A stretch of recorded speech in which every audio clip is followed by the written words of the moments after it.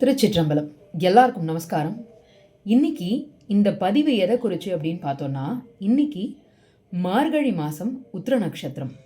இந்த மார்கழி மாதம் உத்திர நட்சத்திரத்தில் தான் இயற்பகையார் அப்படின்ற 63 நாயன்மார்களில் ஒருத்தர் சிவபெருமானுடைய திருவடி நிழலை அடைஞ்சார். இந்த இயற்பகையாரை பற்றி எல்லாருக்கும் நிறைய விஷயம் தெரிஞ்சிருக்கும். அதாவது இயற்பகையார் அப்படின்றவர் காவேரி பூம்பட்டினம்னு சொல்லக்கூடிய நாகை மாவட்டத்தில் இருக்கக்கூடிய இடத்துல சிவபெருமானுடைய அடியவர்கள் வந்து என்ன கேட்டாலும் கொடுக்கக்கூடியவர். சிவபெருமானுடைய அடியவர்கள் அப்படின்னு வந்துட்டாங்கன்னா அவங்க என்ன கேட்டாலும் கொடுத்துருவார். தன்கிட்ட அந்த பொருள் இருக்கணும், தன்னோடது அந்த பொருளாக இருந்ததுன்னா அந்த பொருளை அவங்க எப்படி கேட்டாலும் கொடுத்துருவார்.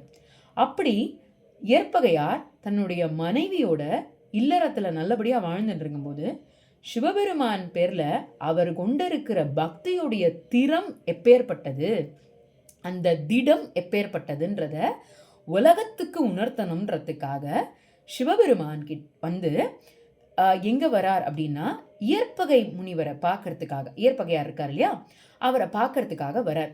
அப்படி சிவபெருமான் இறங்கி வரும்பொழுது அவருடைய வர்ணனை எப்படி இருந்தது அப்படின்றத சேக்கிழார் தன்னுடைய பெரிய புராணத்துடைய பாடலில் கொடுத்துருப்பார்.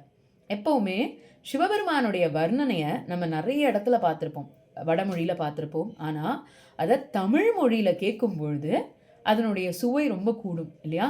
அதனால சிவபெருமான் எப்படி வந்து தன்னை அழகாக உருமாத்திண்டு வந்தார், இயற்பகையார் முனிவர்கிட்ட வரார்.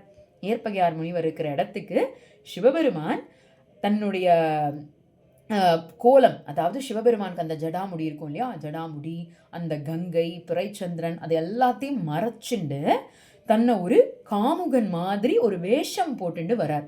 ஆனால் அவர் வர அழகு எப்படி இருந்தது அப்படின்றத இந்த இடத்துல சேக்கிழாருடைய வர்ணனை பாடலோடு நம்ம பார்க்க போகிறோம். அதாவது எப்படி வரார் அப்படின்றத சேக்கிழார் பாடல் இது.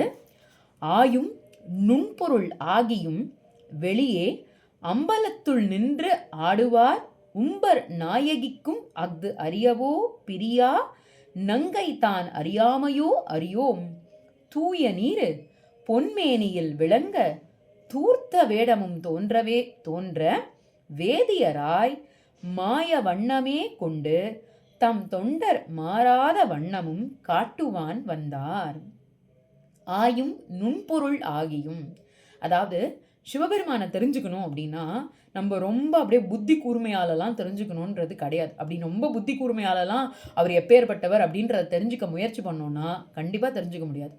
சுவாமியை தெரிஞ்சுக்கிறதுக்கு ஒரே வழி என்ன அப்படின்னா அவர் பேரில் அன்பாக பழகணும், அவர் பேரில் அன்பாக ஆசையாக நம்ம அவர்கிட்ட போகும்பொழுது அவரை சுலபத்தில் நம்மளால் தெரிஞ்சுக்க முடியும். அப்படி நம்ம வந்து உண்மையான பாசம் மட்டும்தான் சிவத்தை அடைய முடியும். ஸோ சுவாமியை வந்து அடையணும் அப்படின்னா ரொம்ப யோசிக்கக்கூடாது, ரொம்ப ஆராய்ச்சியில் ஈடுபடக்கூடாது. அப்படி ஆராய்ச்சியில் ஈடுபடுறவங்களுக்கு சுவாமி அறியாதவன், அறியப்பட முடியாதவன். அதனால்தான் ஆயும் நுண்பொருள் ஆகியும் அப்படின்னா அவர் வந்து ரொம்ப ஆராய்ந்து தெரிஞ்சுக்கணும்னு நினைக்கிறவங்களுக்கு அப்பாற்பட்டவர். அப்படி இருக்கக்கூடிய சிவபெருமான் வெளியே அம்பலத்துள் நின்று ஆடுவார். அப்பேற்பட்ட இறைவன் அழகான திருநடனம் புரியக்கூடியவன். எங்கே அப்படின்னா வெளியில், பரவெளி அப்படின்றது ஆகாசம், சிதம்பரம் அப்படின்றதே ஆகாச தத்துவத்தை குறிக்கக்கூடிய இடம்தான். அந்த பரவெளியில் நின்று ஆடுவான். உம்பர் நாயகிக்கும் அஃது அறியவோ பிரியா நங்கைதான் அறியாமையோ. உம்பர் நாயகி அப்படின்னா சிவகாமவல்லி, அவள் மட்டுமே அறியக்கூடிய மூர்த்தி சுவாமி.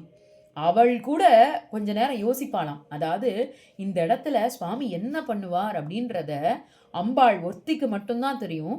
அம்பாளால் கூட சில நேரத்தில் யூகிக்க முடியாத அளவுக்கு சுவாமி தன்னுடைய அடியார்களுக்கு இறங்கி வரக்கூடியவன். அப்பேற்பட்ட இறைவன் எப்படி வரான் அப்படின்னா தூய நீர் பொன்மேனியில் விளங்க, அப்படியே பஸ்மம் விபூதி பளிச்சென்ற அந்த விபூதி சுவாமியுடைய திருமேனி முழுக்க விளங்கறதான். தூர்த்த வேடமும் தோன்ற வேதியராய், தூர்த்த வேடம்னா ஒரு பெரிய காமுகன் மாதிரி அப்படியே வேஷம் போட்டுருக்கார். தூர்த்த வேடம் அந்த மாதிரி வேஷம் போட்டுருக்கார். வேதியரா வரார். இதில் வேற ஒரு வேதியருடைய உருவத்தையும் எடுத்திருக்கார், தூர்த்த வேடத்தையும் போட்டுருக்கார்.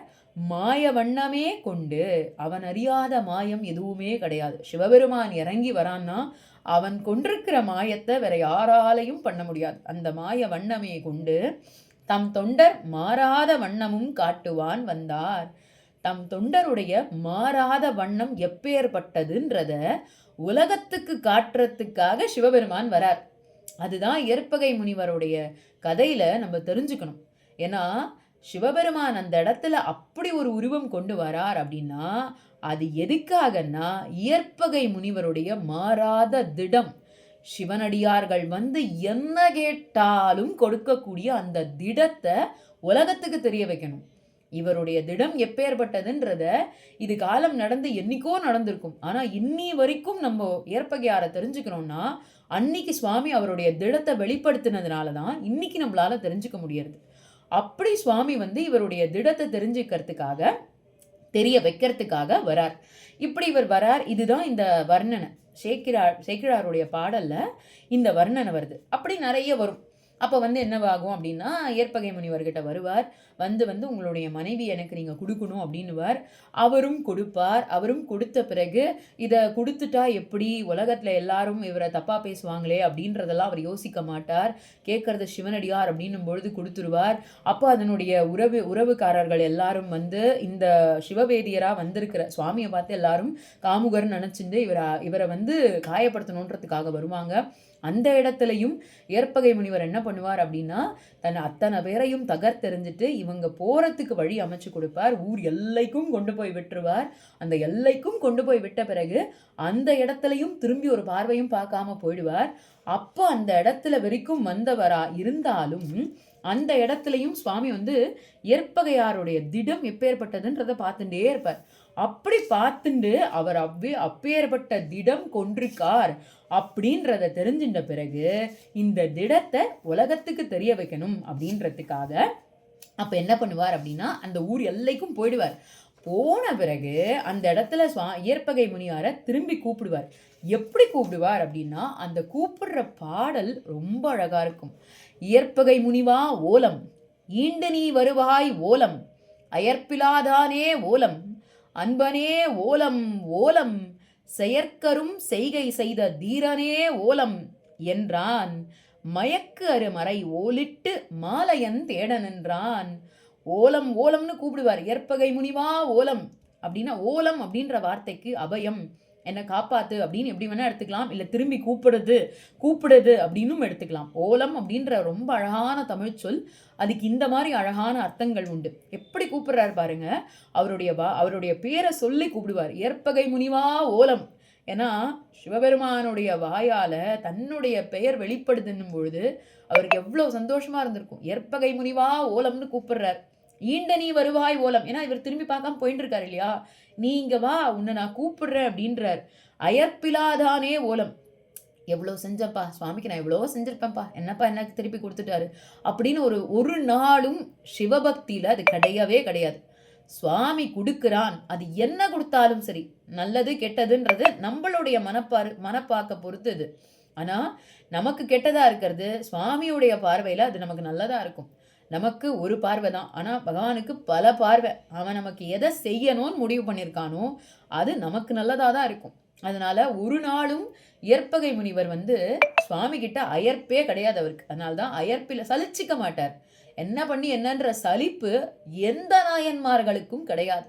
நாயன்மார்களை ஏன் நம்ம வழிபடணும், நாயன்மார்களை ஏன் வணங்கணும்னா அந்த மாதிரி பக்தியில ஒரு துளியாவது ஒரு க்ஷணமாவது நமக்கு கிடைக்காதா, சுவாமி பேர்ல அந்த பக்தி நமக்கு கிடைக்காதா அப்படின்னு நம்ம வந்து ஏங்கி அதனாலதான் நாயன்மார்களை முதல்ல வணங்கணும். அயற்பிலாதானே ஓலம், அன்பனே ஓலம். சுவாமி பேர்ல மட்டும்தான் அவருக்கு அன்பு. வேற எந்த மனிதன் பேர்லையோ எந்த பொருள்கள் பேர்லையோ அவருக்கு அன்பே கிடையாது. அன்பனே ஓலம் ஓலம், செயற்கரும் செய்கை செய்த தீரனே ஓலம். யார் கொடுப்பா? யாராலும் அடுத்தவர்கள் தன் மனைவியை தப்பா பார்க்கிறான்னு நினைச்சாலே அதை காயம் கொண்டு அடுத்தவனை காயப்படுத்தணுன்ற எண்ணம் தான் வருமே தவிர இந்த மாதிரி ஒரு செய்கை செய்யக்கூடிய எண்ணம் யாருக்கும் வராது.